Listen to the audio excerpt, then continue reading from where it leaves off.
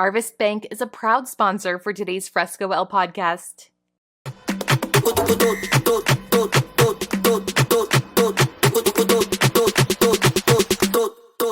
Hey guys, welcome back to another episode of Fresco El Podcast. I'm Luis Padilla, and today's guest is one of the biggest stars in Kansas City. If you follow soccer in this city, you definitely know her. She's the captain of the KC Current, known across the league as the Celly Queen, and someone who has helped turn Kansas City into one of the biggest soccer cities in the country. But her journey didn't happen overnight. She grew up in California, went on to play at Stanford University, studying engineering, built her professional career step by step, and recently reached one of the biggest milestones any soccer player can dream of, representing the United States national team. On the field, she's a leader, a competitor, and one of the most recognizable athletes in Kansas City. Off the field, she's someone who brings personality, creativity, and a lot of fun to the game. Today, we're going to talk about her journey, her mindset, the famous celebrations, and what it's really like to be one of the faces of sports in Kansas City. Today's guest is LaBonta. Lo, welcome, and it's an honor to have you here. What an intro. Oh my God. It just made my head so big. Yeah. Well, that's you. So, Thank you. Yeah, that and a lot more that I could have bring on that, but it was gonna take like half of the time of the podcast. So I appreciate that. Yeah. How are you? I'm good. I mean, I'm in a very heavy duty vest right now because it snowed. I know. And that's probably why my voice is gone. But I know why my voice is gone because our team just won our season opener, home opener. Great vibes. But yeah, so if you're wondering why, that's why. Yeah. A lot of screaming in the game. And Yes. but congrats. First game, first win. I know. Thank you. It's always fun to start that way. I feel like now that we have our own stadium, each home opener has been wild. So many goals. I mean, the last 2 years, each home opener was, I think, 9 goals. This one was only 3, but as long as we have more than the other team, I'm happy. Right. Yeah. As long as you get the points, that's all that matters. Yes, exactly. So, no, and thank you. And I appreciate that you wearing the uniform all black. You got the memo? Yeah, I love it. But, we've been talking about a lot of stuff right now and before starting and talking about how the world is so small in Kansas City and so many coincidences. And something that we have in common is, and I told you before, but, Vlatko, Vlatko was one of the first persons that I met when I came to Kansas City. And he was the coach of a Futura, a youth soccer club. And we played together indoor with Milan and Lucas actually went to the same school that I went to. And so a lot of people in common, obviously Roger. But then Futura became FC Kansas City, where you play. So yeah, it's just crazy to have all these people and how small the world is, right? It's so crazy. Like I always said when I first got here, met a lot of the players on Sporting Kansas City as well. I was like, KC is United Nations, basically. We have everyone from everywhere meeting in the middle of America.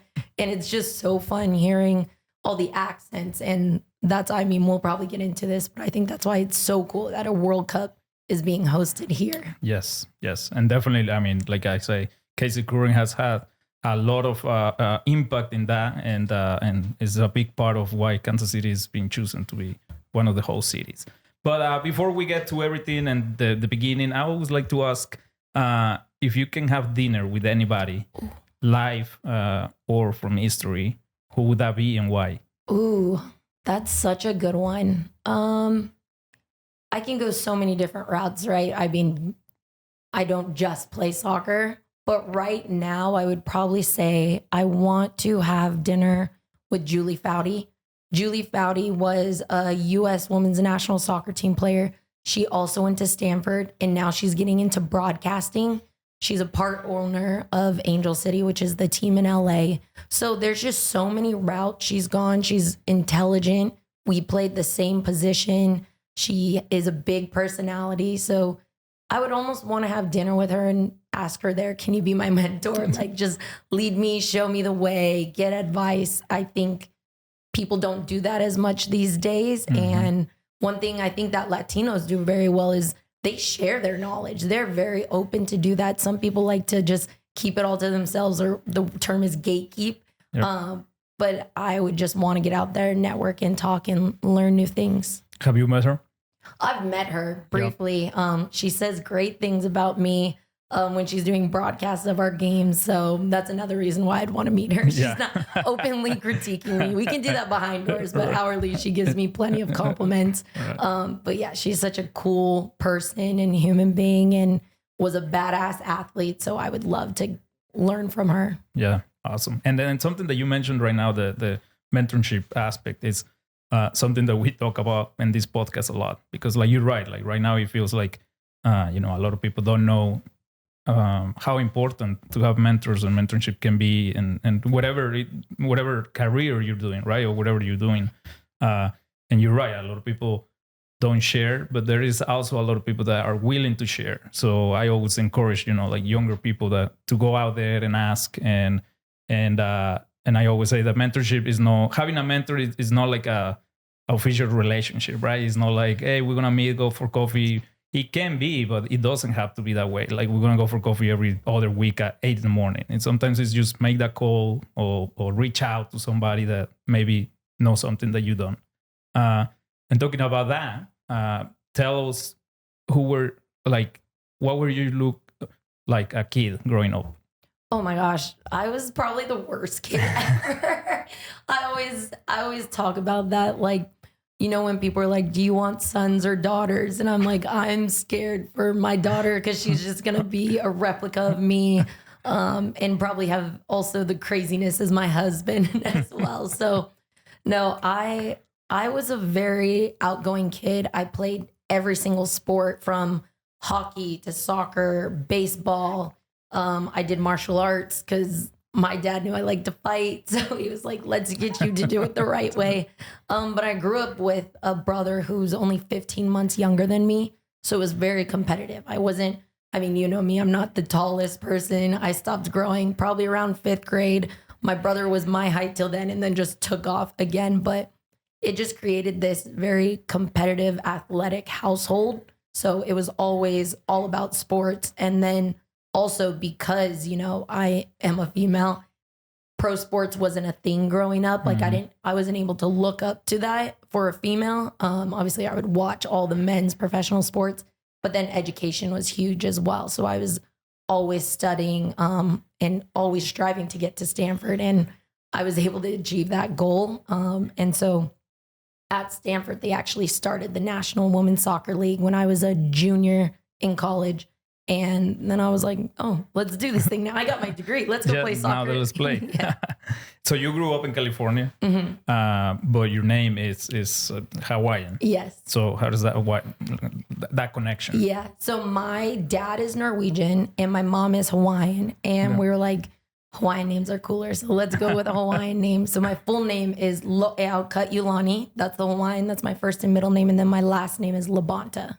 And I'm from Rancho Cucamonga, California. So when I say these words and sounds to people, they're like, this is made up. And I'm like, no, this is very real name. I love my name.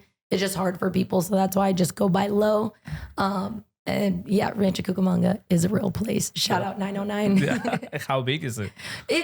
Honestly, it is pretty big, but it's just known for having a lot of houses and a lot of schools. And it's really cool because I actually have people on my team right now that are from that area. So really? A lot of people, especially when I was growing up, they weren't going pro in sports, male or female. And the fact that I have 3 right now at Kansas City from the 909 area is really? Beyond me. Yeah, it's the coolest thing. Going back to small world, right? Yeah, and it's funny too because I'm a lot older than the ones that are here now. But we talk about our high schools, and I'm like, I went to Los Osos, one went to Rancho Cucamonga, and it's so crazy because we were like rivals growing up, and now we're on the same team. Same thing. Yeah. That's so cool. Yeah. And so you say that you play every single sport. So when do you decide like soccer was going to be like, I want to play this for a career? And you mentioned being in Stanford, but before growing up, you played club and all that. Yeah, I played. Sports were a little different back then than they are now. And it's crazy to me because parents ask me all the time for their kids, how long should they play? How many times a week should they train? And I'm like, let them have fun. Let them be kids. And that's what I was able to do when I was younger. 3 months I was in one sport. Then the next 3 months was another sport. Sometimes I was juggling 2 at a time. But I would say probably when I got to middle school is when I had to, time was just not possible anymore to play all of them. So I narrowed it down to 3. I was in volleyball, softball, and soccer. And it's funny when I mentioned volleyball, they're like, how did you play volleyball? You're 5 foot nothing. And I'm like, you see that little person with the different jersey? Right. That's That me was it. diving around on the ground. I would be kicking the ball because obviously I had to have that from soccer, and that was better than they call it in volleyball, bump. But softball too, I was actually getting recruited for college as well as for soccer. I was a shortstop, really fast player, but for some reason, softball to me just wasn't as fun. And, there's a lot of like dead time. You're not always in the game. Action. So I didn't get cut from volleyball, but I didn't see a future because I wasn't growing anymore. And then softball, it just wasn't enough for me though. So then when I had to narrow it down for college, it was just going to be soccer, because for me, I love soccer because it doesn't matter your background, your size, your gender. It's for everyone. And I've always loved that about soccer. And again, it is all constant. You're going, and that's why I'm in the midfield as well, because 360, you're always involved. And yeah, that's why I just stuck with soccer. And I think why I continue to play, because I love it so much. And the game is growing, especially on the women's side. So I don't want to retire anytime soon. Yeah. No, and we're going to talk about, you've been in the league for 11 years, 10, 11 years. And like I say, you've been since the beginning with the FC Kansas City, and then the everything, the transformation to KC Current and everything. But and sports was completely different, like you say, back in the day. But is there, talking about mentors, is there somebody that you remember that kind of like shape your way of hey, start getting more serious about this, like soccer, and you have the goal of going to Stanford, which it was not an easy goal either, right? So absolutely. So I feel like, growing up, so it was just my dad raising my brother and I. And so for a dad, usually it's very easy to raise the son. They know everything about the son. So a lot of the times with me, I was sent to tournaments with my teammates and their families. And so I was always learning there. Like each parents differently. I was able to experience a lot of different households and cultures and foods. And I was traveling so much for soccer. Like I had to get a passport, I think at the age of 12, because I was going to Costa Rica, Portugal, just for soccer. Like I'm fortunate enough that I've been giving those opportunities through, they call it ODP, regional team, national team. And I was always traveling. So that was so fun for me. And so when you mentioned, did anybody say like, it's time to get serious? I remember a lot of the time when I was at these higher levels, you always do these, they call them IDPs, which is like individual development programs. And you meet with a coach, you go over how you are on the field, off the field. And I was always the class clown, right? I was always having fun. And that's kind of what leads into my Celly Queen, but we'll get into that later. And I remember coaches always being like, you have to get serious. You can't always be the funny one. You can't always. And I was like, don't kill my light. Right. I am living life the best way possible. And I'm going out on the field and kicking the crap out of people. I will give you both, but I can only be my best self if I'm allowed to be myself.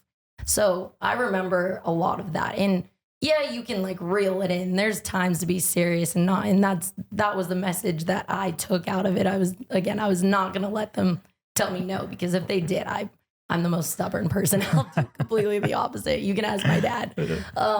But I would say I was always one of the best or better players on the team until I got to Stanford.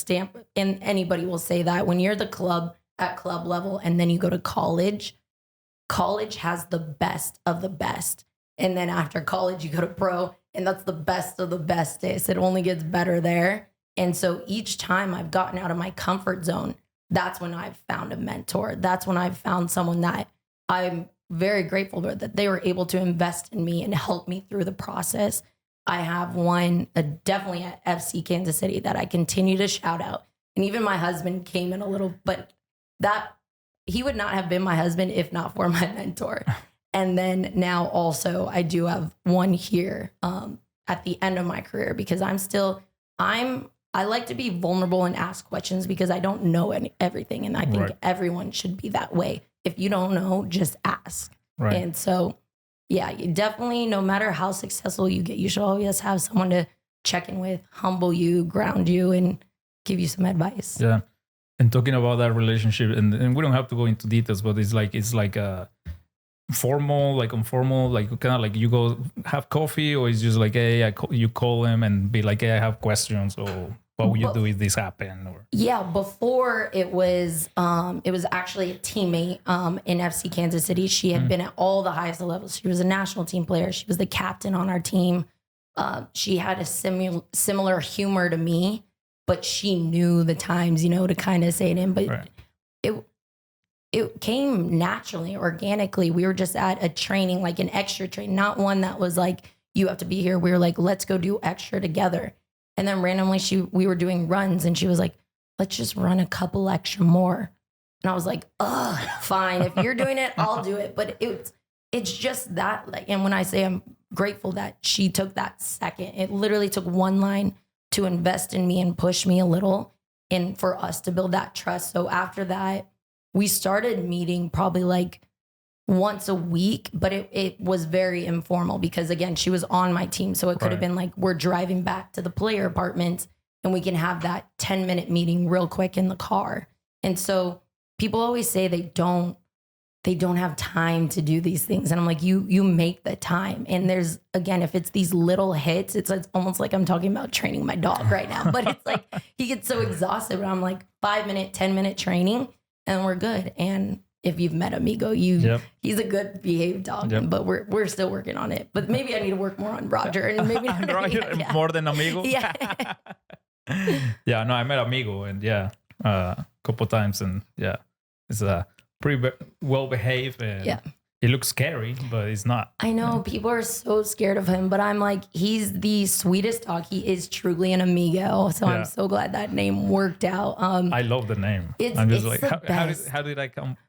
Like, well, I don't know if you ever met our dog before Amigo. His name was Chulo, the English bulldog. Yep. The legend that he was. And so we wanted to keep it along those lines, of a Latino name. And it's so funny because I kind of live in a Latino area and there's a lot of people when he comes up, they're like scared. And then they're like, what's his name? And I go, Amigo. And then they get the biggest smile on their face. And I'm like, yes, he's one of us. Right. Yeah. That's a name that actually makes people feel more comfortable. Exactly. Yeah. So you mentioned going to Stanford and having that goal. And so you say growing up, you were this crazy kid playing sports and all that, but also I'm guessing very good in academics and very applied to school. Because, what do you think about Stanford, or like what make you think about it? Was it soccer? It was the starting the program, or? Yeah, it was both. So I was like, I have to get a really good job from my degree. So school had to be one of the top ones, and I was looking at Ivy League. I was looking at schools on the East Coast, but then I saw the weather, and I was like, I don't want it. I'm a Cali girl. I can't do that. But the one thing about Stanford is, yes, they're very good academically, but they're also so good at sports in general, not just soccer. There's so many other programs. I think they hold the record for most consecutive national championships each year. Like, they're just so good. So that was just the perfect partnership for me, where it was like the best of sports and the best of academics. And if that was going to be my end game for soccer, because there was no pro league after that, that's where I was going to go. And I was just fortunate that I was there, and then there happened to be a league. And because for people that don't know, and I'm sure a lot of people know, but a lot of people don't know, Stanford is one of the top universities in the world. So, and being an engineer, so on top of that, right? So like, how do you balance that and soccer? And was it tough? Oh, it was absolutely tough. And it's funny now, being a pro, we talk to, because majority of the players in the league now have gone to college. It's starting to change. But we just talk like, how did we do it? How did we go to class, play sports, have a social life? Like, I don't know how I do it, because now I go to practice and I get home and I'm like, I need a nap. Like, I'm fried. But it was very difficult. But the best thing about being on a team is that everyone's doing it. So it's like, these times we're doing office hours. This time we're studying. This time we're going and playing beer pong. Like, Right. We find the balance. But when you have a support system and other people doing it with you, it's a lot easier to find ways to be successful. Pretty important to have that balance and play beer pong while doing it. I know. I was just thinking, I was like, when was the last time I played beer pong? I don't know where that came from. know, yeah. Probably college. College, yeah.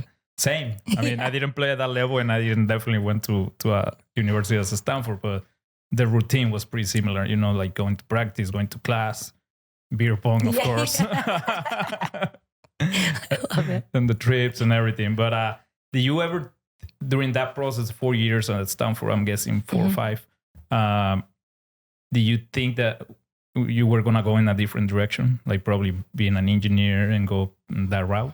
Oh, yeah. Yep. And I was lucky too, because I don't think people always find this when they go to college. When I declared my degree of engineering, I immediately had so much fun with it.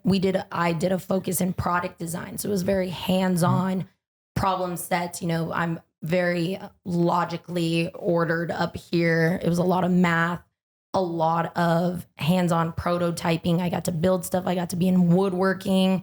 I was casting stuff in iron. It was the coolest thing, because when you can physically see something developing in front of you, you're like, okay, well, my work is making sense. I had to take a computer science class, and I had so many bugs in my code. I was like, yeah, this isn't for me. I don't know where that is.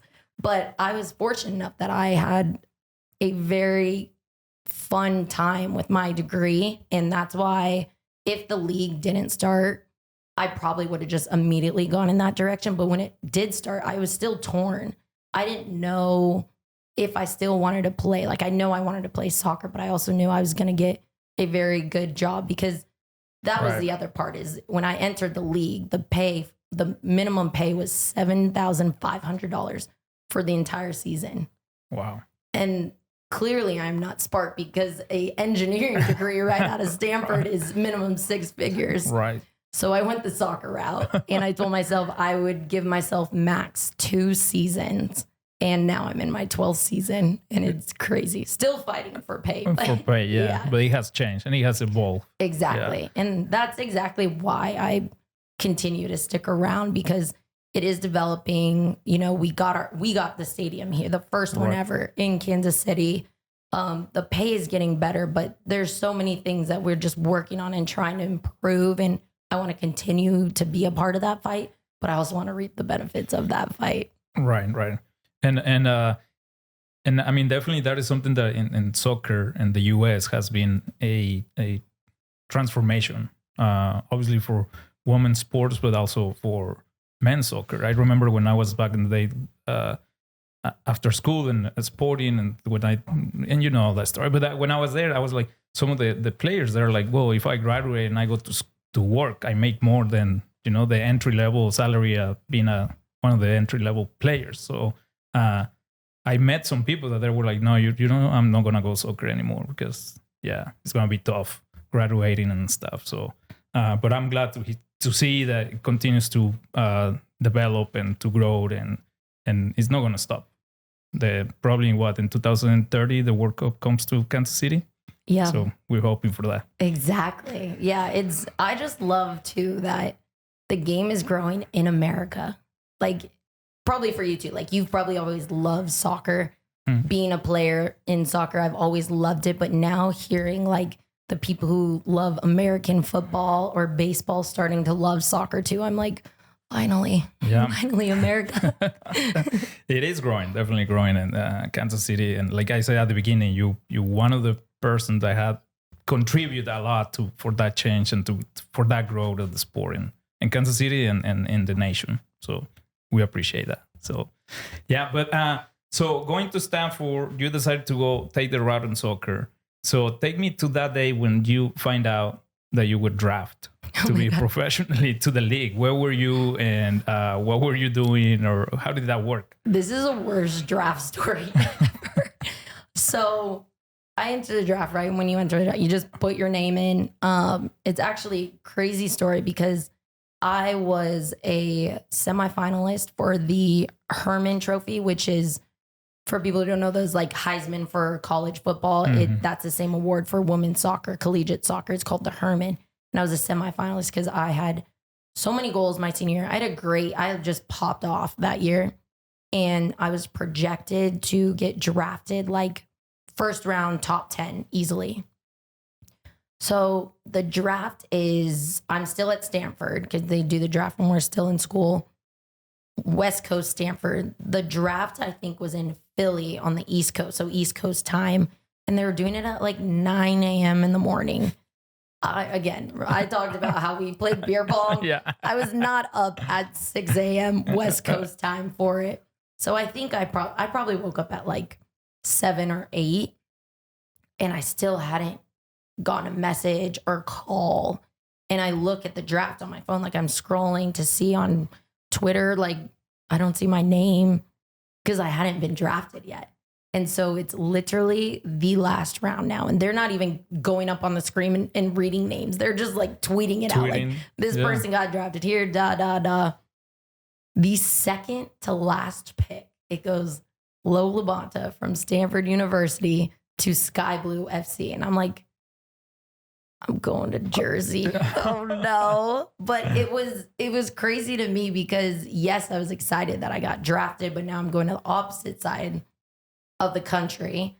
And I also went so late in the draft. So it was not disappointing because I got drafted, but again, it wasn't what I was projected to go at. So it was a humbling moment. So I finished up that quarter and then headed out to Jersey.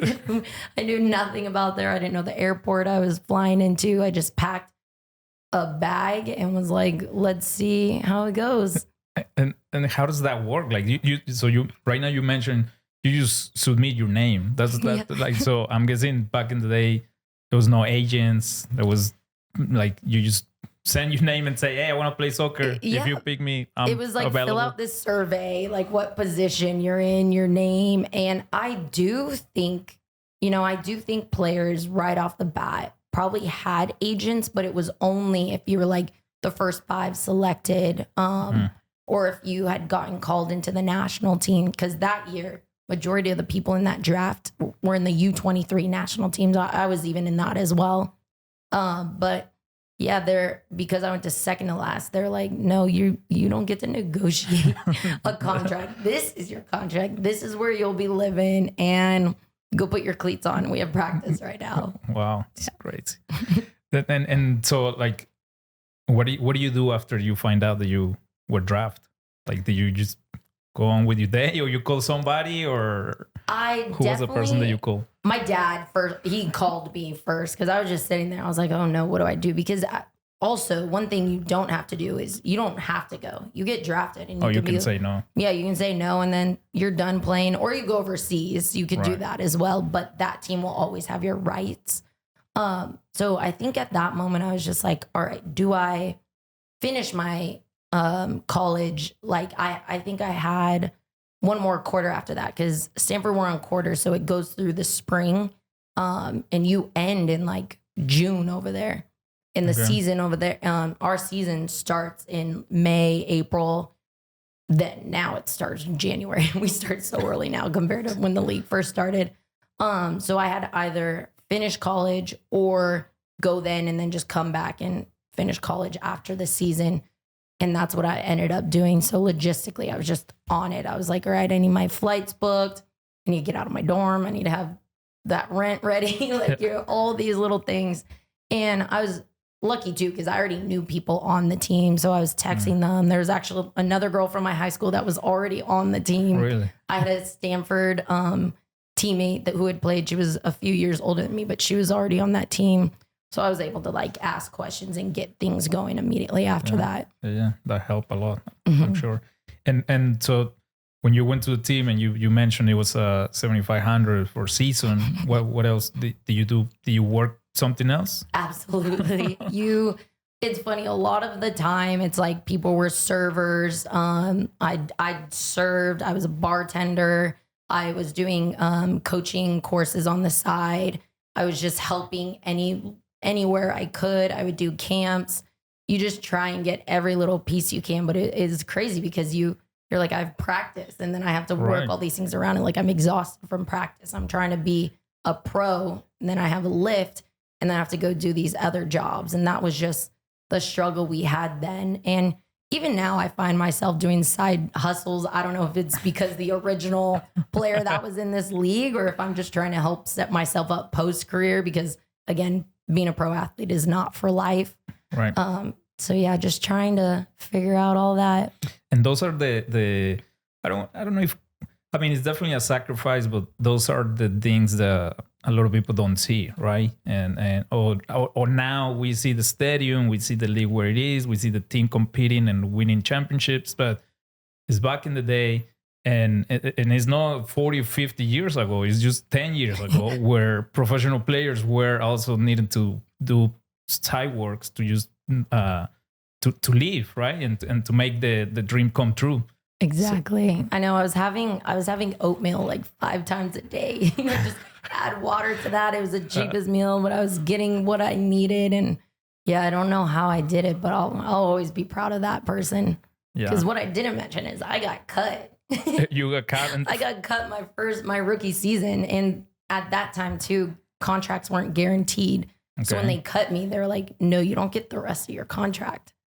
And I was like, but you said. Yeah, you're like, yeah, so I ended up going back to Stanford right after that, finishing my degree and just training. And then that's when Kansas City called me. And then, yeah, the rest is history with that. Yeah. It's crazy. When like things happen for a reason, and there's something good coming after something that we think is bad, right? It's what everyone always says about it. And I'm like, yeah, but I couldn't have gone to like LA or San Diego. No, I'm kidding. That's just a Cali girl. Yeah. But there's teams there, and when we play there, it's nice to see everyone. But yeah, Casey's been home now for a while. Yeah. Did you ever, when you were in Jersey and at the beginning, and obviously, I'm sure the dream was to become professional, play professional. But did you ever think that the league was gonna grow so much, of the sport, and then you were gonna be part of it? Yeah, I did not see the league reaching this in that amount of time too, that it's done, because when I entered the league right before it, there was another professional league, but it only lasted 2 years. Like it completely folded. They couldn't make things work. So they thought that's what was going to happen to our league now, the National Women's Soccer League.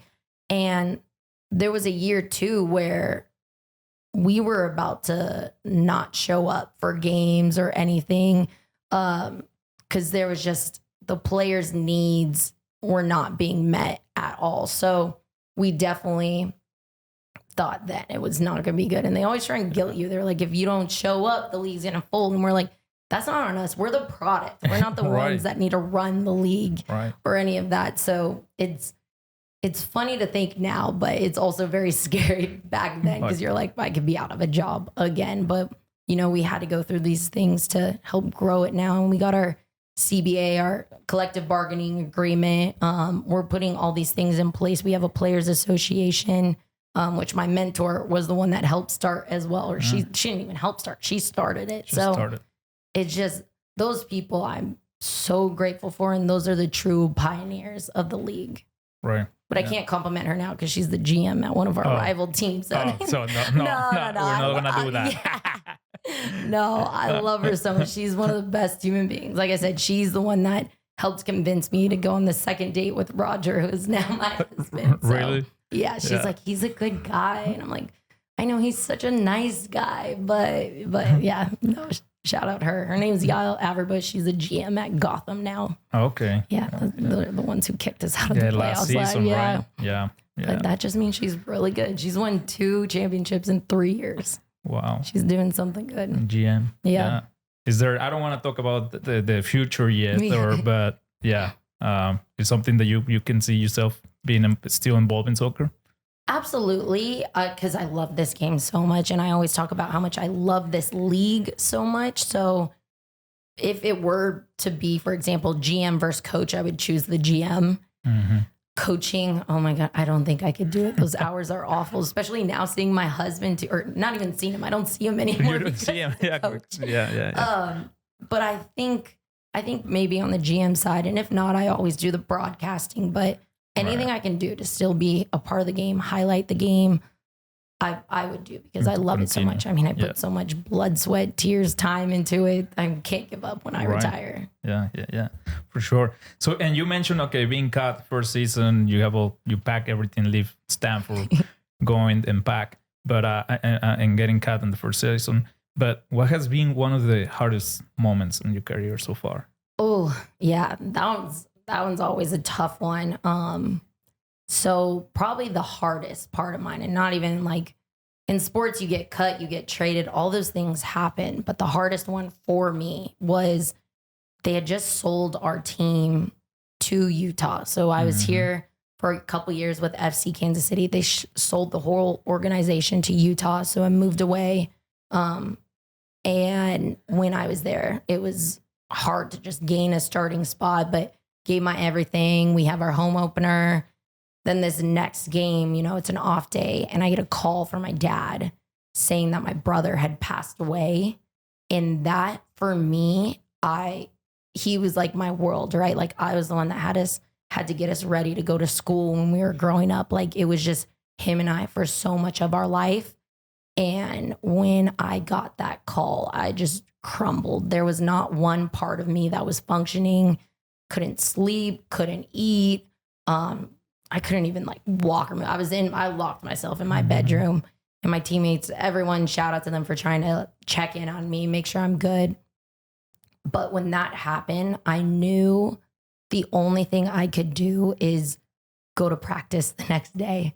I showed up to practice. My dad said I didn't need to go home. They were going to sort all that out at that moment. But I knew if I showed up to practice, that would make me move from point A to point B. That means that somewhere in there, I had to eat something. I had to drink some water. I had to try and help myself function. And that was just my routine until the funeral, because if I was just sitting with myself, I was just going to be, scrolling through photos or any of that. And so soccer was my saving grace. It was my escape. And that's why I think I'll always love this game, because that's the one thing that got me through that moment, and the healthiest outlet in that moment. But yeah, that was probably the hardest part for me. Yeah, sorry to hear that.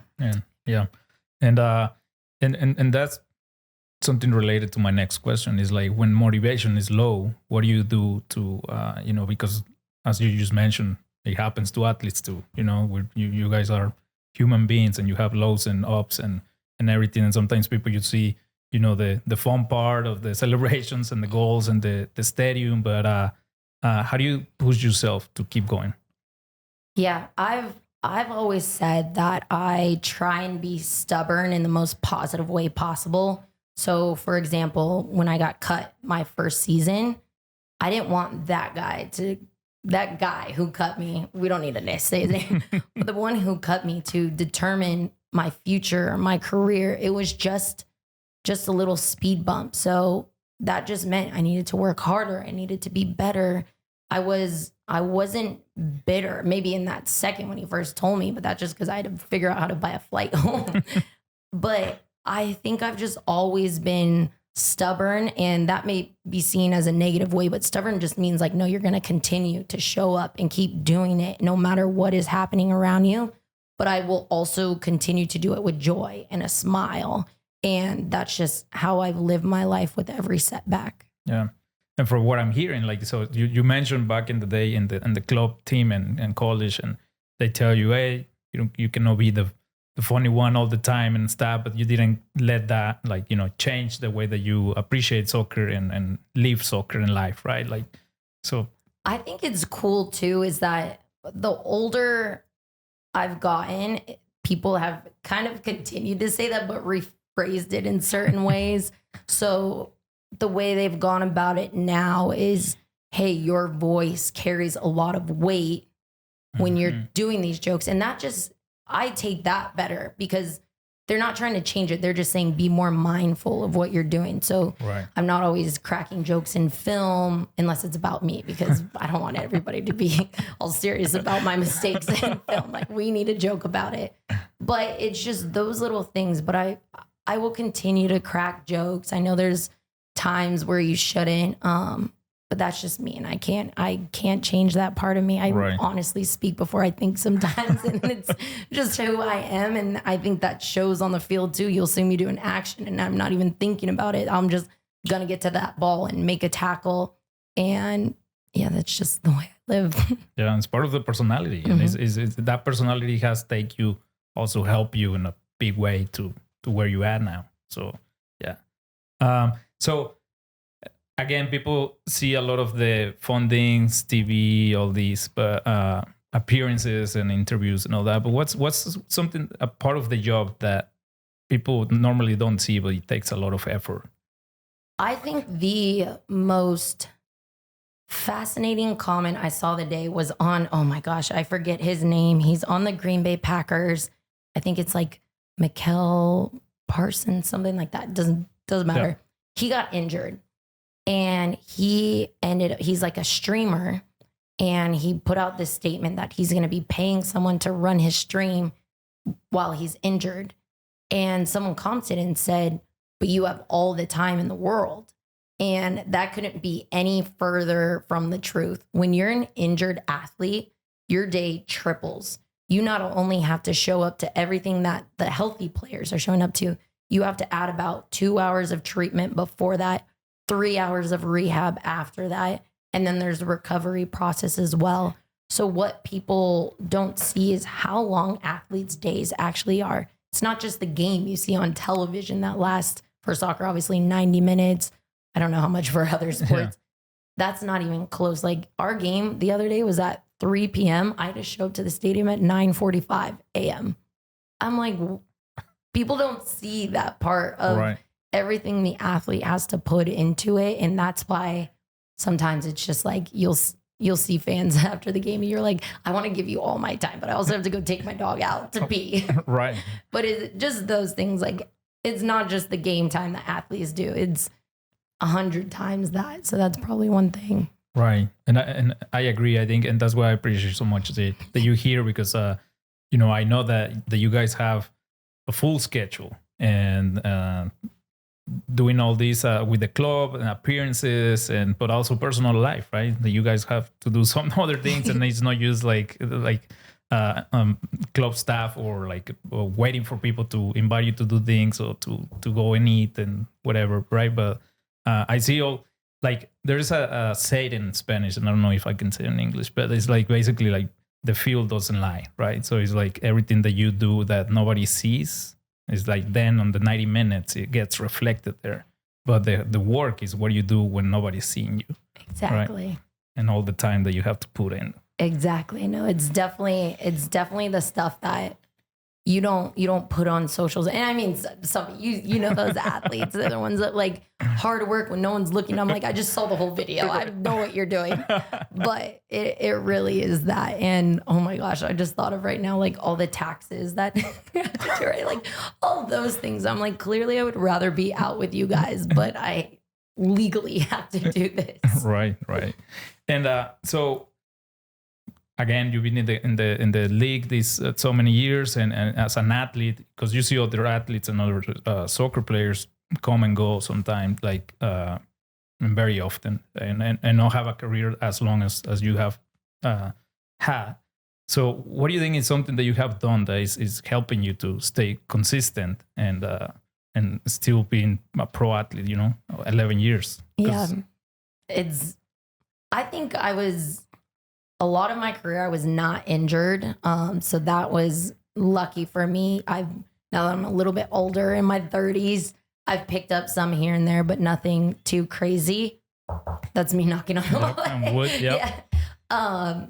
But that's for me to consistently be in the game and be available helps for me to stay fit, play consistently. I'm not one of those flashy, crazy players that can dribble the whole field. I'm the one that gets the ball to those players.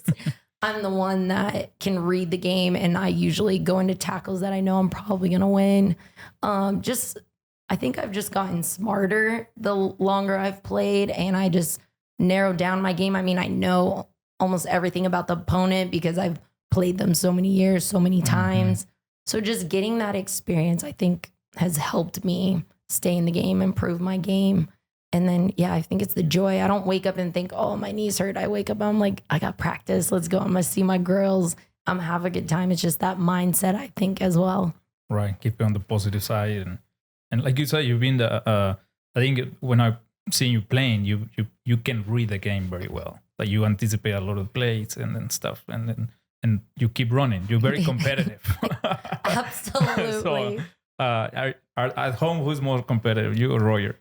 I would say, I want to say I am, but I think I've brought it out of him a little bit more as well. Like we love playing games at home. We play padel as well, but we play darts, pool, like all these games that don't need intensity, but we bring it out of each other. It's so funny, but I wonder too if it's just because he's not on the field anymore, if he that's his little outlet. But yeah, it's super, super competitive at home. I can imagine because I know Roger too playing, and then he doesn't want to lose anything. Never. Yep. It's so funny. So right now you mentioned something that I always think is interesting. You say for the home opener of this season, you get to the stadium at 9:30.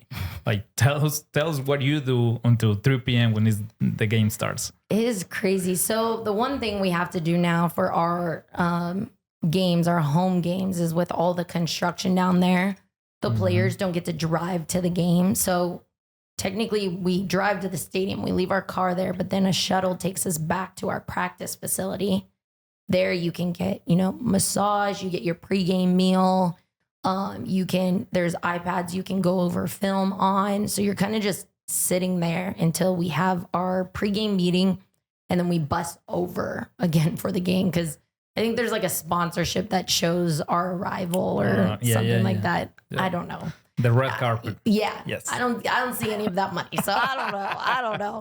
But that's literally what we have to do until then. But it's just to deal with all the construction, and there's not much parking down there right now either. Yeah. So basically it's because other teams and Europe, for example, Mexico too, like normally teams concentrate, right? The night before or something like that. You guys do that here at home or not? No, they let us, when we're home, you have your training, you have your meeting the day before, and then you're off. You go home. Until then, you get to just rest at home, keep your routine. Because that's another thing about athletes. They just have their routines. Like certain people always need to eat this one meal before a game and all that. And I'm not a control freak. No, I just make sure I eat enough carbs, and it doesn't even matter. It could be pasta, it could be rice, but as long as I'm getting my carbs and electrolytes in, I'm good. You don't have any crazy routines or anything like in Spanish called cábalas, which is like like some players go to the field with the right foot every time, or they do a little jump, or they put something on their shin guards. Yeah. No, I think maybe in the beginning, I had one like I would put my left cleat on before my right. But honestly, I think because you've had to adjust to so many things. I'm like, I can't have a routine then, because then if it's messed up, is that going to get in my head? Right. So I don't have that anymore. I just make sure I have all my equipment. I make sure I'm properly fueled, but I would say I don't stick to one thing. Yeah.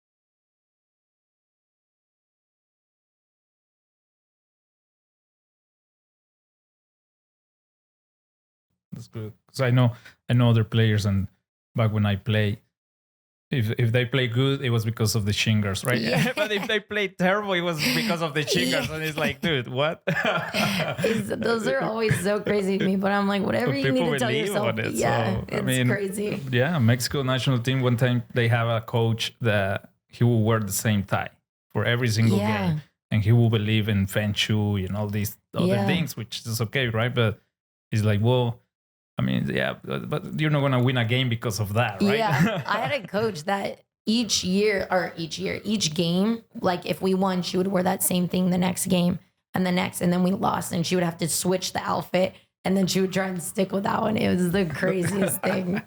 When I used to coach kids, I wore the same socks every single game, but for me, it was more for the kids to, like to make it fun. And like those were my coaching socks, like, and only for the games. It was like serious time, right? And then I remember that when we went to State Cup, Regionals, Nationals, I didn't watch them. And I told the kids, and at that national level, we were like, it was like 7 games or 10 games already. And I was like, I remember everybody were like, hey, coach, once you're done, put it in a bag. And at the hotel, I had to put it on the safe. Oh, my God. They were already like standing up. That's amazing. But I told the kids, I was like, hey, I'm not going to watch them if we keep winning. Yeah. And they just thought it was funny. And they're like, it's so funny. I would have been like, come on, you guys, let's lose one so we can watch so I can watch this. Yeah. That's amazing. Yeah. But so let's start getting into Casey Curran and the how the soccer has grown in Kansas City, and what it has been like. How do you feel to be part of this, right? Like, how do you feel like being like a FC Kansas City? And probably a lot of people don't know that you were in FC Kansas City, right? Like, you were here in Kansas City already when this team went to Utah and then back to Kansas City to become the Casey Curran.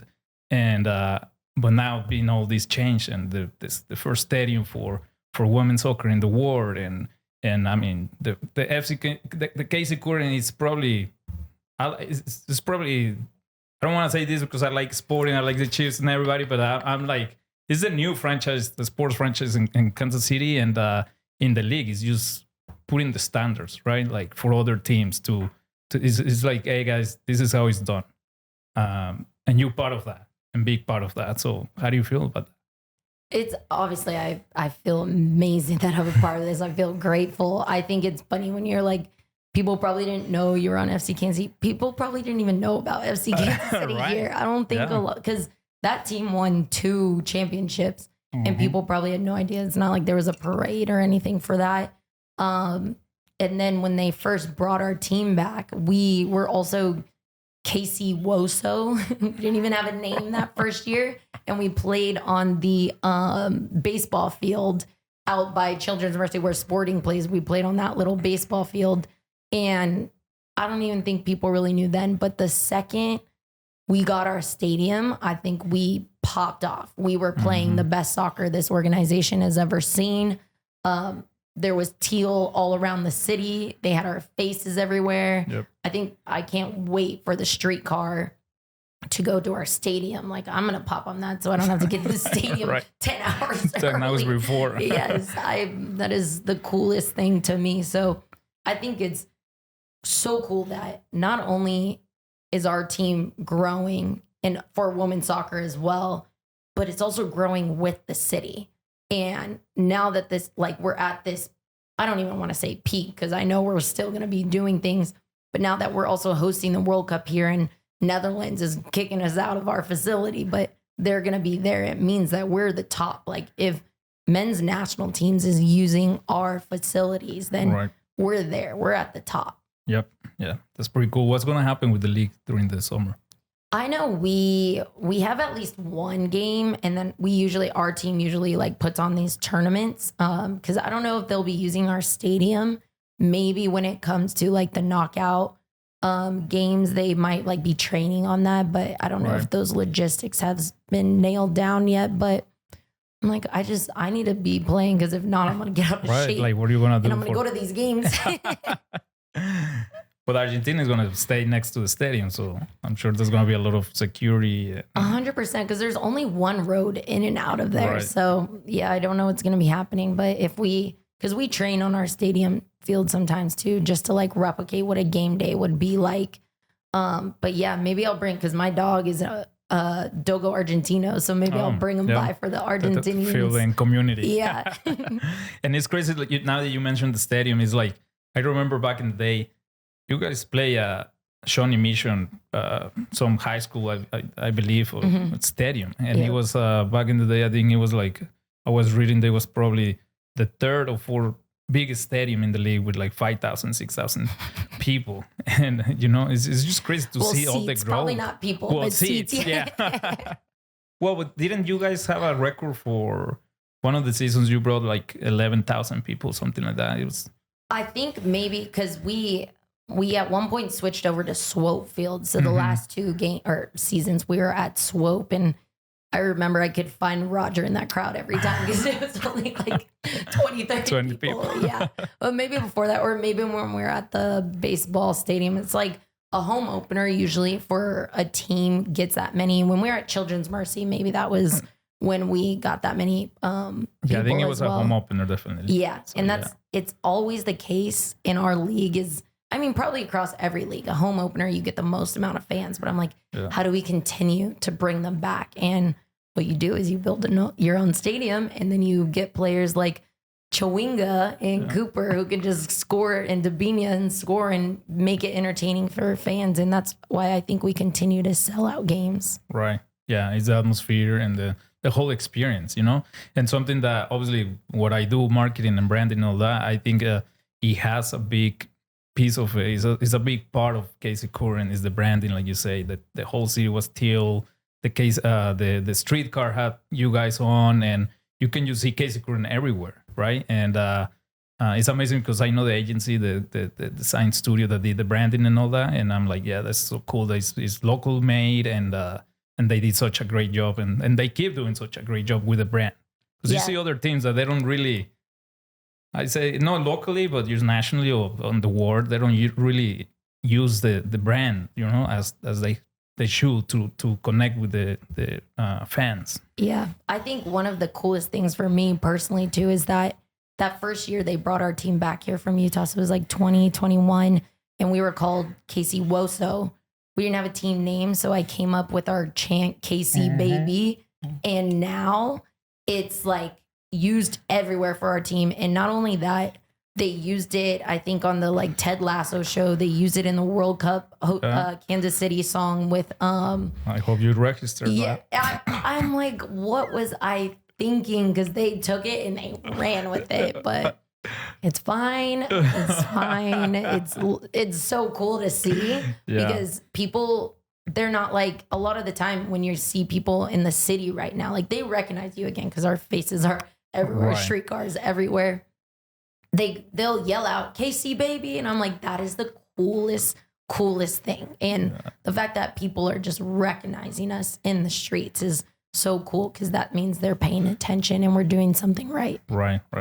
And it's so cool, like for you has to be so cool that, again, you did something that is helping the franchise, helping the team, the organization, and something that is going to be there for years to come, right? Like basically KC Baby is the equal to, I believe, from sporting, right? Like 100%. I see it that way. Yeah, because now we have everyone. We usually have a celebrity, some important figure come and do the KC Baby chant for the kickoff of every game, and it's so cool. Well, he's even in the World Cup song for Kansas City. Yeah, so. I'm like, that is so wild to me. At least get some tickets. And get us tickets. Trying to plug that everywhere. I'm like, you guys, how do I get tickets? Yeah. Who can give me tickets? That's the more important question. Right. Who? Well, if somebody's watching and you have tickets, come on. Please. Instagram's low mama. Yeah. But so you're talking about Kansas City and people recognizing you and this connection between the fans and the team and you, and what. So when somebody visits you, where do you take them in Kansas City? Ooh, that's a great question because I have so many spots. Roger and I are frequent flyers in the Crossroads area, West Side area. It usually just depends because everybody, when they first come to Kansas City, they're like, I hear about this barbecue. Of course. Like, oh my God. And we have people visit all the time. So it's like barbecue once a week. But I always take them to either Joe's KC or Q39. It's like, are we going for lunch? Then Joe's Q39. Let's get a rack of ribs, line it up. But we have so many different places. Like one of my favorite places now, it's part of a brewery, but Tacos Valentina, yeah. And they're at the brewery, and that's so because I'm only thinking about the food. The brewery is. Oh my goodness, God. I know because we're only thinking about the tacos, right? Yeah. And even the owner's name is Roger. Yeah, too, exactly. It's the funniest thing. But and then obviously extra virgin, but then we like to go have fun. So we'll be at like up, down. Yeah. Where the games are like a quarter. We go everywhere. And now that I'm like, even on 39th Street, room 39 for breakfast, sadly our Corvinos is no longer around, but that was one of the places that was open so late after our games that we can always go. But we'll like show them around. We'll take them to our Padel place on the Kansas side. Yep. Head over there. But yeah, and then obviously our game. They'll go to our game. Yep. Awesome. So yeah, there's so many places, and what I like is like you and Roger are so approachable too. Yeah, like you and those. Like, come do a shot with us. You in all these places, and people can see you, and like you're never like no, like like leave me alone or anything like that. So you're so super approachable. Yeah. You and Roger, and people love that about you guys. So. It's so funny actually. Yesterday we were just at Casual Animal. It's a brewery that allows their dogs inside. And so we were sitting there and there were people coming up like, oh, we were just at your game. Congrats. Da, da, da, da, da. There were a bunch of fans that came up. And then this one woman came over and she goes, everybody's just been saying hi to the dog. Can I do it? And I was like, she had no idea who we were, but she saw the dog. And I was like, I love that as well. And yeah, like you said, we're approachable. We'll always say hi and we'll always accept our check paid for. Yeah, that's funny. So as a captain, new season, what is the message that you've been sharing with the team for this? What are the expectations? What are the goals for this season inside the locker room? Yeah, I think the main message has been that change is not necessarily a bad thing. There's so much, like we've had such successful last 2 seasons, and this season there was a lot of change. We got a new head coach. A lot of our big time players left. So we got a lot of rookies, and it's just been like, maintain the course, you guys. We've built up, we have a structure over these last 2 years, continue to push. A lot of the people that left had left open room for new leaders to come up. So I've been loving that. I've been loving seeing players step into these leadership roles. Like, it's not just, I know that I can't do it all by myself. And I continue to say this is the easiest team to be a captain on, because you have people that will step up and are genuine, good human beings that want the best for the team. So my favorite thing is like, I actually can take a step back and watch a lot of these players speak up in the locker room, speak up on the field. And it's the coolest thing. And like I said, the easiest thing for me to do right now. I'm like, oh, my babies are all grown up. and obviously the expectations are a championship. 100%. And I say this to our rookies all the time. So for example, one of them, Claire Hutton, she was a big time starter on our team. She's on the national team as well. She left and got traded to another team. But I'm like, she only knows Kansas City her first 2 years. And that's when we were in the playoffs full time. We won a shield. We had such successful seasons. I'm like, you guys, this is not like it is everywhere else like in the league. Yeah, this is the norm here, but it's not necessarily that everywhere else. So I'm glad it's there for our rookies now, because like I said, we put a lot of blood, sweat, and tears into this. But yeah, I just hope we continue to push and be successful. I mean, the fans expect nothing but greatness either. So there's the pressure there as well. But like I said, if we maintain the course, we'll be good. We know what to do. We just need to continue to build off that to lift that trophy at the end of the year. I need it. You need it. Yeah, we all need it. Yes. Yeah. Especially how the last season ended. It was I was watching the game. It was like, no way. Yeah. but I heard you in another interview talking about those 5 minutes, the 5 minutes at the beginning, the 5 minutes at the end, and we're not gonna go into those memories, but just how important, like you mentioned, like telling the fans, hey, be there on time and don't leave. Yeah.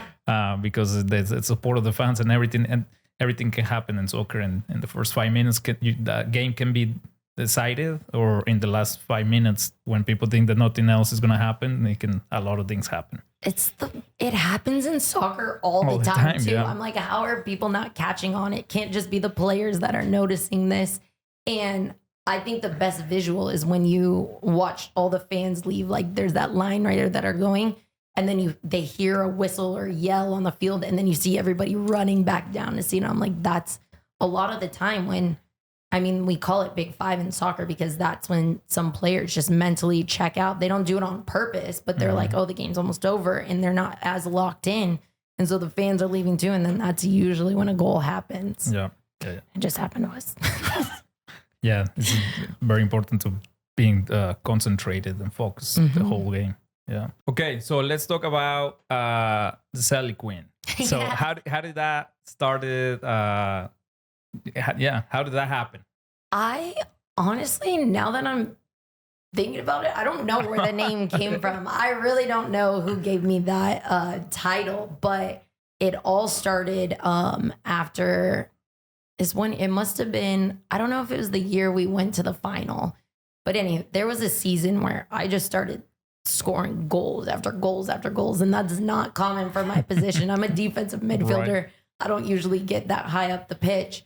So I had done a couple, and then randomly we had a game on ESPN, I believe it was. So it was nationally broadcasted, and I had this celebration planned actually the game before, but I didn't score. So I was like, oh, we're going to be on TV. Now I'm definitely going to do this one. And it happened to be my fake injury to twerk, and it just went viral. And I think ever since that moment, whenever I score, people have expected some crazy Celly. And I love that there's that expectation because it does make me have to think of one, and so that I'm ready to do it. But that also means that I'm still having joy in scoring, and it's not just get the ball, go back to half, we go again. It's like, no, we're going to celebrate this moment. Let's do a dance or do a silly little thing. I don't know. I've done some goofy things out there. They're not always a dance, but it's just been a part of, I guess, my brand now, but also my lifestyle. Yeah. What has been your favorite? My favorite, it's hard to say because I do have so many, but I would say usually my favorites are the ones where my teammates are in. So there's one where I do like a trust ball into them. That one was fun. I did like a golf one, and they all were doing like the little golf clap. Someone took the tee out. So just ones where all my teammates are involved. Yeah. Yeah. And so I was looking at some clips, and I saw you did some, I love these celebrations, but not tell you why, but I saw that you did some when you were in Utah, and you did a baseball hit, like a home run. Yeah, because we were playing on a baseball field. So I was like, all right, well, this is perfect. This is, I'm going to do I'm going to score in a home run. Yeah. But it has been something that since college, or no, it just came up later on in your career? I would say I would do them not as much in college because there's so many goals scored in college. Like there's so many subs in college. Right. Do you remember those days? It was like you go score, you get to go rest for 5 minutes, and then you go out and sprint again. It was a different sport, right? Yeah. It's like you're playing good and you suck. Yes. Because you did good. Come on, take a break. Exactly. It's the funniest thing. But we would do some then. And there were other personalities on the team as well that would want to do some celebrations. Another Polynesian girl actually on the team was always doing them. And so that was a fun part, but obviously it was like if the score then got to like 4-0, then we would start doing them, which I don't know, I think is worse. Like you're like, you just put all these goals in me and now you're dancing in my face. Yeah. But yeah, so then I scored a bunch in college, so I would do them then, but then when I got to pro, like I took more of a defensive position, I guess, so I wasn't scoring as much. And at one point I think I just said, screw it. And one of my first ones I can remember doing is I had a coach and she played in the league as well. And I saw her I saw an old photo of her doing a celebration. So I told her one day, I was like, I'm going to do that if I score, like making fun of her almost. And I just happened to score and we both looked at each other and I was like, I'm doing it. And so then I'm just like, now I'm always going to have one planned because I don't score that often. But then I started scoring a bunch and there was one game I scored twice and I was like, well, I don't have a second. Yeah, I was like, I don't have a second one planned. I don't know what to do now. So yeah, I just have to be better at that. But that, to be fair, people always ask me like if I plan them and I don't think about it that much. I'm trying to think about the actual game and everything else in life. Right. So I think I just have to start storing some and have an archive or something. You have a on your computer notes with links or celebrations or something. I need to be prepared. But you have one for this season, I'm sure. I hope so. I hope now we have a 3-game week coming up, so I have to have a lot stored. Yep. Yeah. No, people love it, and obviously in a way different level, but I love celebrations. When I play, I was like, hey, this is what I play for. Yes. I want to score. I want to take a moment to celebrate it. And it's the climax of soccer, right? Scoring. So I think it's so fascinating too that like I bring up the story how people were telling me I need to be more serious in my life. And I feel like there was some pushback, when people started to celebrate goals. But now it's becoming an acceptable thing across all leagues. They're doing it in like I think it was Real Sociedad that someone did my little fake twerk one. And I'm like, good that it's like not only just crossing leagues, but like genders as well. The men's teams are doing it. National teams are doing it. And that's okay to have fun. Like, I don't know why people think you need to be serious in life. We need to enjoy life. And that's, I think, one of the biggest reasons why I like to be the Celly Queen. Yeah, no, I love it. I remember in college, I would like to celebrate, right? And I would have like a little bit like something planned. And I remember once we were in a preseason and I have a luchador mask in my shingles. No way. And I was like, if I score, I'm going to put it on and, Oh my God. And I did it. And I did I go around like a luchador kind of like jump. Yeah. And I put the mask and I got swole. And I was like, and now I'm a good friend with the coach and I tell him, Coach, come on, man. It was a happy moment, right? Yeah. But in the moment he thought I was making fun or something. But I was like, no, it's just a celebration. Yeah. But I love to think about. Yeah. Maybe I need to get some notes from you then for celebrations. Yeah. I'll send you some clicks. Like. Yeah. There was a famous player in Chivas, Mexico. And I know because we had Chivas in LA too. Yeah, exactly. So Bofo, or maybe you heard about him, but he used to score and every game he was like a different celebration. So some games he would throw his shoes to the ground. Some games he would like do like circles, like circle soleil things or like. This is amazing. I know. I was like, at what point do I start including props? Like, yeah, he had props. Yeah, like he would do like, you did one time like a bull going to the flag. He will have people coming, like, like the water guys. So, like he will come and give him stuff to celebrate. Oh my but God, I don't know if that's allowed now. But I don't know. I guess I'll try and see. Yeah. Can always try. We always say ask for forgiveness, then permission. Yep. Make it fun. Yes. But so yeah, I can wait to see what you have in store for this season. So tell me what that normal. We getting to the end of this, and I know that. Like I said, your time is limited, but tell me what a normal day looks like outside of soccer. Oh, normal day outside of soccer. I love those days. I live for my off days, but it's funny that we call them off days because it's usually my most full day. It's because you try and get appointments in. Like the other day I had like a dentist appointment, then a haircut. And it's just like everything up one day. Exactly. You just got to get those all. Dentist, exactly. Oh my God. The laundry been doing is crazy. You don't realize when you get a pet, how much more laundry you have to do. I was even looking at Amigo today. I was like, God, I have to do your laundry right now. Like it was freezing outside. So I had to wash his little sweater. And I'm like, it's crazy. But usually, to be honest, like one of the best things about having my pet is my off day. I do like a recovery walk. And for him, it's probably like a huge workout, but it's like a 3-mile walk just around Kansas City I'll have a coffee and I'm just enjoying, like I never bring my phone or anything. I'm just enjoying the sights and sounds and with my dog, and that's part of my recovery. So I love that. And then I usually come home and we'll like make like a brunch or whatever time we started this 3-hour walk. Sometimes it takes a long time. Sometimes you say it's 3 hours or 3 miles? Sorry, 3 mile, Oh, 3 mile whoa. walk. No, 3 hour. Then, oh my God, I don't think Amigo would last. Yeah. He would be on his side immediately. No, 3 mile walk.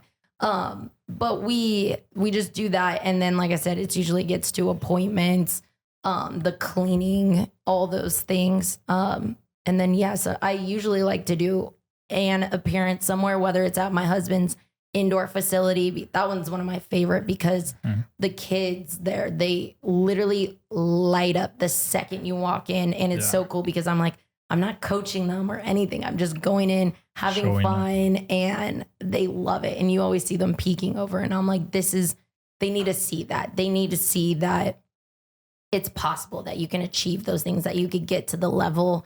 It's the coolest thing for me. Boys and girls, they're looking at me and they want my autograph or they want a photo. Right. They love kicking the ball around with me on the little pitch. So usually going, and I think today's Monday too, so we probably have that today because we have some clinics starting off. I think kids are on spring break. I don't know, kids' schedules are crazy to me. I'm like, what? Why are you not in school? And they're like, it's spring break. I'm like, oh my God, I forgot about those things. We adults, I have no idea. And without kids, we don't know about those days anymore. I'm like, I know I have to feed my dog twice today, but that's it. I don't know how people have kids. I don't know how people have time. It's wild. Kudos to all those people. And then, once I eventually see my husband, we'll probably have a meal together, but very tame day. Usually just taking care of everything, but also taking care of my mind, body, and soul. Usually not much soccer talk. Yeah. And what do you do? Do you wait to disconnect? Or you just put the phone away, or? Yeah, I definitely put the phone down somewhere. It's so good for me, but I also listen to like a lot of podcasts or just have music playing in the background.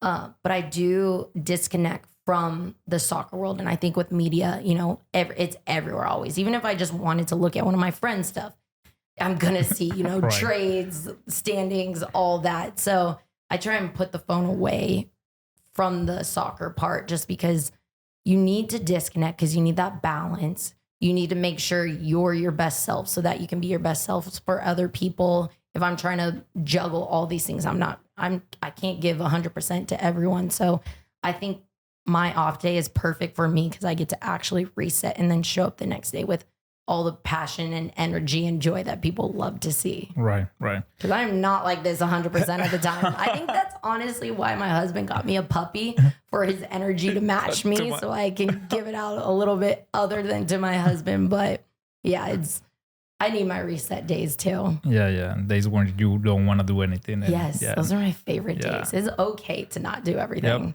But then it's like, it's an hour and then I'm like, okay, I'm back up on my feet doing something. They're like, then you remember this is the only day, the weekend, the list gets going. Yeah. Yep.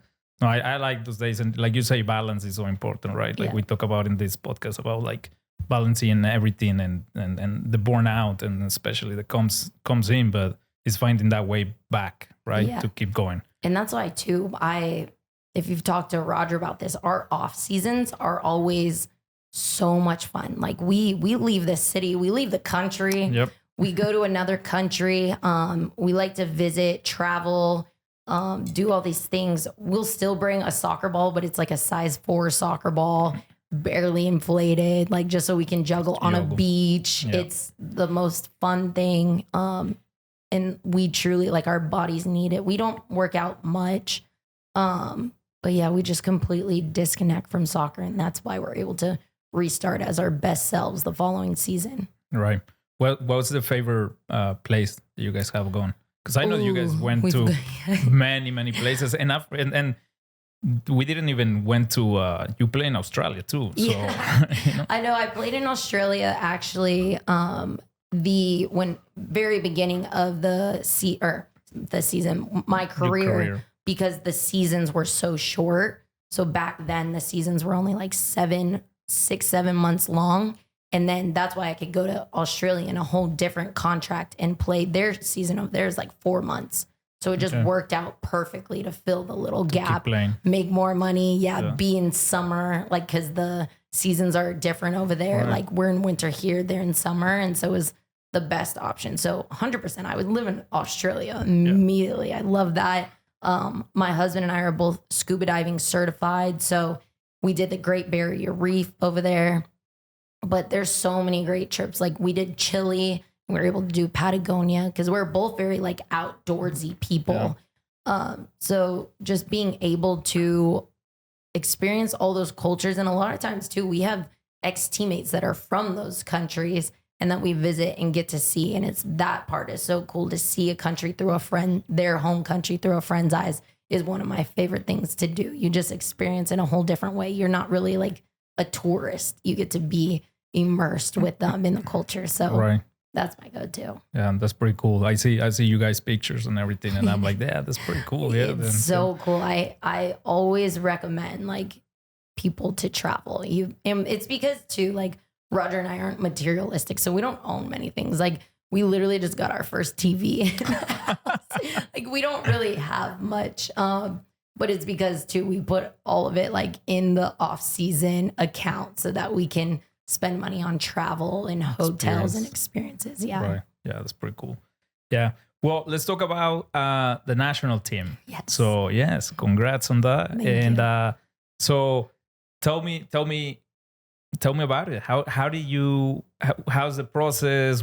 How did you find out that you weren't going to the national team? And how do you feel in that moment? It's, if you're and I can keep it specifically to female soccer player, when you start that process, you immediately want to be on the women's national team. Mm-hmm. In America, globally, actually, like, the US national team has always been the best team in the world. And so you just want to strive to be that. And so when I was little, right, I would see them play. I saw another Hawaiian on the team. I got to meet her. It was the coolest thing. So then I would continue to push. I was always in the youth development national team. So I was always on the young ones. And then for some reason, after college, after the U23 level, I had never gotten called in. And it was hard, obviously, because you're like, when there was one year I was in the best 11 of the team and the whole league, and I still didn't even get a call. So that, to me, I was just like, oh, it's probably never possible, but I'm still going to continue to develop my game, play my best. And then randomly last year, I was driving home from training. We were about to go on this road trip for the current. And I get a call from my GM. It's like, hey, make sure you pack heavy because after our game, you're going to the national team. And I was like, what? Like, we leave tomorrow. What do you mean? Now I have to pack 3 suitcases. Like, I had to sort out my dog that my husband just got me. So it was a puppy. I got to tell my husband. Like, all these things logistically. I was just like, oh my God. But once I finally hung up, I was like, oh, I can sit in this on the drive home. Like, really just, I did it. You know, like, I accomplished a goal that I've always been trying to achieve. And it's not even something that I did, like, someone had to choose me. It wasn't my doing. Yes, it was all my work, but someone had to choose me and believe in me. And so I think that's what made it even more valuable to me. And so when I got to camp and met the head coach, I immediately was just like, thank you. Thank you for betting on me. Thank you for choosing me, for giving me an opportunity. Because that's all people need sometimes. It's just an opportunity, just some FaceTime. And it's been the greatest honor. I've been called a few times. I still have conversations with them. This last camp, I picked up an injury, so I wasn't in it, but we're building for World Cup qualifiers right now and then the World Cup next year. And the one thing the head coach continues to tell me is that your age doesn't matter. You're doing all the running. You're making all the right decisions. You can be in this group. You're in the pool. So the fact that she's not writing me off because my age just gives myself more belief in myself as well. Right. Continue and to be able to be part of the team to the World Cup in Brazil. Yeah. And So what a great moment to and you were by yourself, driving by yourself? Yeah. Or, yeah. I was like, I shouldn't have answered this. I'm probably speeding now. But the reason I ask is because, like, I don't know if it happens to you, but like sometimes, when you're driving by yourself is a moment of to relax. I don't know. It happened to me. At least if I'm in the highway, I'm just kind of like putting music and kind of like relaxing on my zone. Yeah, and you're always like, how did I end up where I ended up? Right. Like, I just missed 3 exits, but I keep going. Right. Welcome to Wichita. Yeah. But so you got the call, and I can imagine the emotion that was going through. But kind of like same question as the draft. What do you do after? Who do you call? Yeah, I think immediately I called my husband because I was like, look, you're going to have to step up for this dog. The dog. Like, I'm going to be gone. I'm out living my dream. Like, you're going to have to step up. And then my next call was my dad, because obviously he's my day one. Right. He has probably wanted everything I've wanted for myself and more. And so I gave him those calls, and I was just like, book your flight. You should probably want to come to my game. Yeah. And when you get to the national team, like you say, the U.S. is always has been the number one team in the world. How was that experience? Was it U.S. What you expected? Yeah, absolutely. Because I think too, I've been on so many teams where players have gone into that environment and they come back and they just explain their experience or how things work. I think it's interesting though, because when I got called in, it's this new head coach who is now putting a female lens on the game.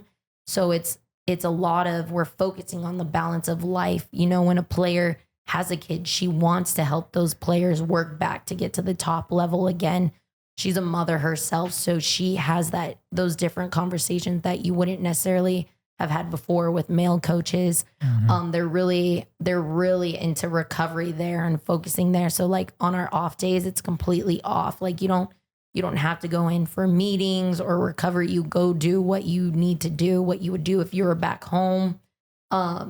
They travel with hyperbaric chambers, cryo chambers. So like it's next level in recovery. The investment is there. The food, oh my God, the food's amazing. I tell Roger all the time, every time I come home, I'm like, I'm probably 5 pounds heavier because the food there is so good and I just want to constantly be eating. But that's another thing. Like people think just because you're eating a lot, it's not good. No, we run so much. We have to eat so much. So they're providing it constantly. And I'm so grateful for that. But it's just another level of investment, but that's because they expect you to be the best. So if this is what you need, they'll provide it because they want to see that outcome on the field. Right. They're giving you all the tools for you to perform at the top level. Exactly. Yeah. And when you were in the locker room, number 3 was the jersey, right? And when you put it on, what was that sensation? It just seeing the jersey hanging there with my name and the emblem was unreal, because I've grown up loving the red, white, and blue. Like I've watched all those games. I don't think I've missed games before watching them on TV. And so just being a fan of the game and then a fan of that team, but then being a part of that team, just putting that on, it gave me goosebumps. And then it's actually the one that I got the most goosebumps for is when, I think because I've been in this league for so long and people have questioned why I've never been given an opportunity on the national team, the whole crowd was cheering for me. Like you don't always, you hear that for like the big name players, like, Rodman, Haran, like those faces that have been on the national team forever. You hear the crowd cheer for them. But then when I came on, the whole stadium was yelling too. And that gave me absolute goosebumps, because it was almost like validation, right? Like I've been thinking this, like, why haven't I been here? But I can think that to myself. Every player is going to have those thoughts. But when the stadium too, and everyone on social was like saying like, finally, and congrats, I was like, oh, this is amazing. This is just a whole nother feeling you can't explain. Like you have to go through it to experience those goosebumps. Right. Yeah. And I have to say, when I watch it, at a moment, I thought it was here at the stadium, at Casey Curran Stadium, because I was like, everybody's cheering. So I was like, that must be local fans, right? But when I saw that it was in Minnesota, I think, yeah.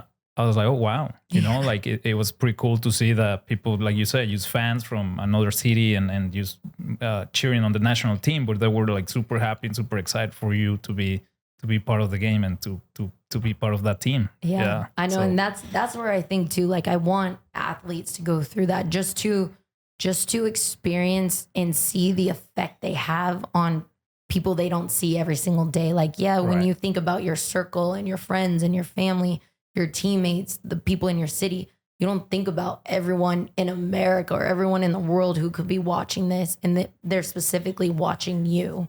And it just, when you look at it like that, you're like, whoa, maybe I shouldn't have twerked on TV. Yeah, well, that's part of it. Yeah, exactly. That's me. That's never going to change. Yeah, that's part of it. Yeah. And I love that you like I say, and we've been saying that, like you're so approachable, but you always have that in mind that, like right now you mentioned the kids, right? And it's like, you never know, like the kids, we were kids, right? So I'm sure you have some stories with some player, as we all do, like, like, oh, I remember that moment. And when I saw my idol, or when I saw this player, and even the small gesture can change, how a kid or how a person is going to feel towards the sport and later in life, right? Exactly. So I think it's so cool that you have that in mind. Yes, exactly. And that's a perfect way to say, like, some players don't need to make it all about that, but have that in mind. Because, when you're walking around the stadium saying thank you after the game, they were there watching you. Like, even just that little gesture can go a long way. Yeah. My favorite one is like at our stadium when I'm waving to like the people in the second deck, and they're like celebrating. They're like, that's to me. And I'm like, yeah, that's to you and to you and to you and you. Yeah. To everyone. Yeah, I love it. Yeah. And so, hopefully, I mean, not hopefully, but I'm sure we're going to see you next year in Brazil, in the World Cup. And yes. Because Roger has a World Cup in Brazil, too. I was about to say that.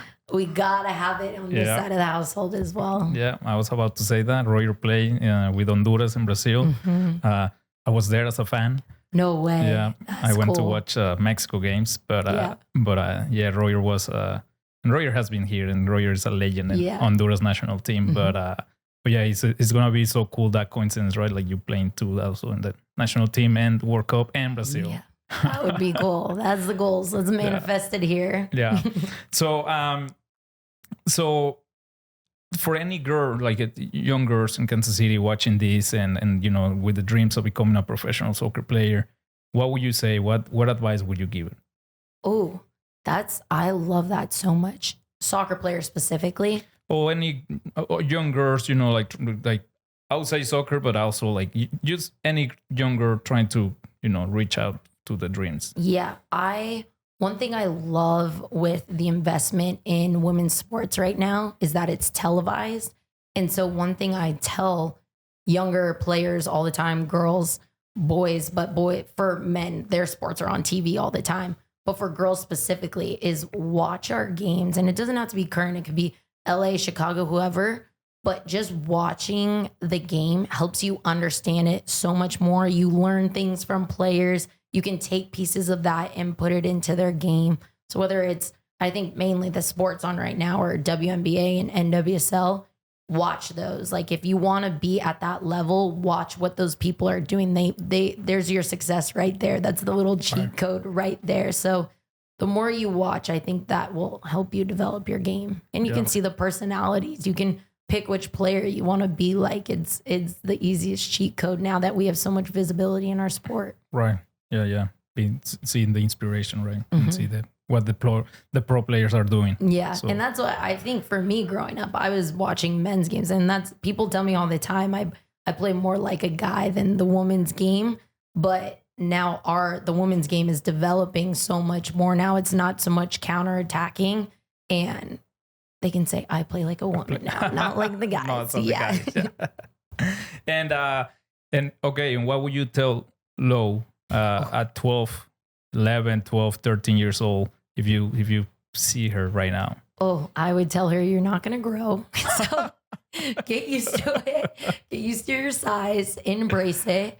But I would tell her to continue to be the light in the room, the voice for the people that don't necessarily have a voice. Like that's, I mean, as I'm losing my voice right now, but I think, yes, I'm small, but I've always tried to be mighty. I've always tried to be the one leading the pack for the fight or for the better. That's what my life as a woman has had to be anyways in my sport as well too. So just, yeah, you're not going to grow, but continue to be mighty. Yeah. Well, you're going to grow a lot, not in size, but a lot and everything else. So that's awesome. And well, I want to appreciate, we're running out of time, but I want to appreciate you for being here.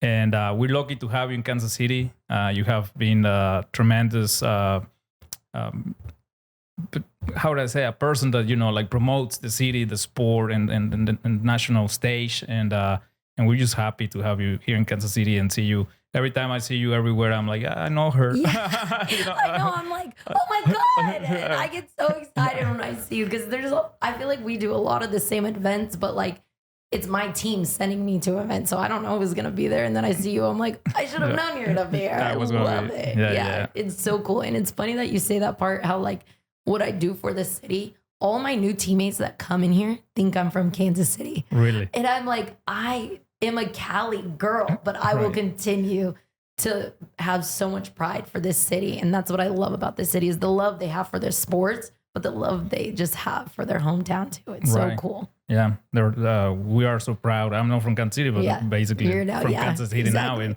we're so proud of our teams. We're so proud of our city. And you use like a great ambassador of our city and the KC Current and soccer in general. And being with Roger and so it feels so familiar. And I'm just saying, like the city in general, we're just lucky to have you here. Oh, so thank you. Yeah, and thank you for being here, and thank you for sharing all these great stories. And it's so great to hear like everything and how everything has worked out and it's gonna work out and it's gonna keep going and you're gonna keep growing. Yeah. Well, thank you everyone for watching on listening this episode. I'm sure you're gonna love this episode. We've been waiting. I've been waiting for this one for a couple years. Nah, I'm not gonna put her on the spotlight, but it's a professional athlete, so we need to be find the right time. But I'm so happy to have this conversation to get to know you a little bit more, and I'm sure everybody's gonna enjoy this episode. So before we go, we have let's just do it in camera. If you can sign a couple jerseys that we have. Yes. Yeah. Oh, right here. Okay. Which ones you get? Red. I just did a poll on my story the other day. I was like, which ones do fans love more? The red, the teal, or the Storm kit is our new navy? Yeah. Right now the rank is Storm, the navy, teal, then red. But it's so funny because I'm like, we've always pushed teal so much on our team, but we just got a teal jersey. We had never had one before last year. Really? Yeah. Last year was the first one? Yeah. Oh. It was always a red jersey or a white one. But this is like our home one. This is the one we wear in the stadium. So like, this is one you would think people would choose. But I think just because something's new. That's what they it's love funny most. Because I was looking for the teal one, but they didn't have it. Yeah. It's so great. They must probably have sold out. that. Yeah. And they told me, we're probably going to get it in July or something. I was like, oh, what? Oh my God. But I think you can buy it online. Oh, okay. Definitely. But, so it wasn't in the store? It was on the store. Oh, okay. Yeah. Which store did you go to, at the stadium or the plaza? The plaza. Oh, dang. Because the stadium is closed. Oh, that one's closed. Oh, good to know. But, I asked for a jersey the other day for our indoor to give away, and they're like, we don't have any. And I'm like, I'm going to take the one off my back then. What do you mean? Yeah. They're like, no, you won't have a jersey for the season then. That's what they told me. I was like, yeah. I mean, they had the new one and then the red, but they didn't have a teal one. That's so bad. So I have one. They gave me one from last year. So and I couldn't put the number. Oh, so no, that's fine. I was looking because we got a new sponsor. So I didn't know if they gave you an old one or a new one. No. Is this a new one? Yeah, that's a new one. Yeah. So I'm gonna put the number, but it was I went and they're like, no, we cannot put the number today, but they give me a little coupon to go back and put it. Oh, nice. So no, I need to give you a coupon too because we get half off. as players. Oh. First off, it's not free. Okay. I'm like, this is absurd. I'll gladly take the 50% so let's put them off. back. Wait, no, I'm kidding. Yeah, exactly. Like, no, Exactly. I'm Go kidding. back, get a discount. Yeah. Where But, do you want them signed? Like here? Yeah, like here or like, yeah. Perfect. Yeah, boys, these are like the All right. Okay. my signature is LOL. LOL. Yeah, for low. Low. LaBonta. Pretty cool. always it has to be a joke with me. Yeah. Is that it has been the same since you started? Yeah. Yep. Since at Stanford, it was so funny when they would just line us up after game, and I was like, I can't do my full name, so I just You're like, cut it to LOL. Yeah. I think it's so funny the signatures. I'm always like, and mine sucks. Mine is from. I mean, I don't have a signature, but Yeah. I mean, I know an Autograph, autograph, but yeah. a signature, and it's like the same since probably I did it in middle school. Yeah. You know. I know some people's are so cool, and I'm like, I don't know. Yeah. But well, thank you. This is gonna be framed and going to my office. Oh, nice. So, That's a good one. yeah. So probably I want to put a number, Yeah. and I'm gonna ask you to sign it Of back. course. So yeah. But How fun. You put it right over Rogers. I don't have Royer, so Oh my- it will be that's- yours. yeah. Yeah. But well, thank you, Lo, again. Thank you, and good luck this season. Yeah, that was Yeah. fun. Thanks for hyping me No, up. thank you. Yes. All right. See you guys next episode. Stay tuned. And once again, thank you for watching, listening, and see you next episode. Harvest Bank is a proud sponsor for today's Fresco L podcast.